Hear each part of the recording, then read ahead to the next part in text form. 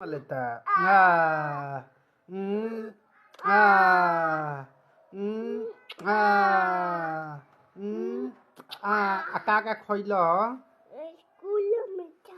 रसगुल्ला मीठा आ रोटी ना खइब हैं। अब सुना है ने पापा के बतिया सुना। बैठ पापा के लगे। तू पापे के पापा से कितना प्यार करेलो। बाप होता ना प्यार कर लेला पापा से। बाप रे बाप होता ना केकरा से करेलो। अरे बाप रे बाप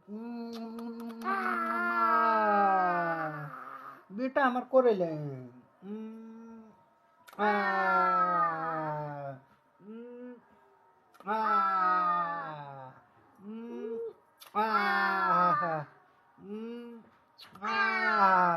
सुन तो उतने प्यार करेलो। सुना है ने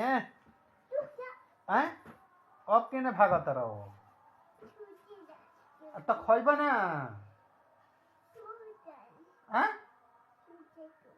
सुते के बा। तो हम देखो ना को रसगुल्ला लिए बानी। हे दे गुला लिए बानी 10 गो।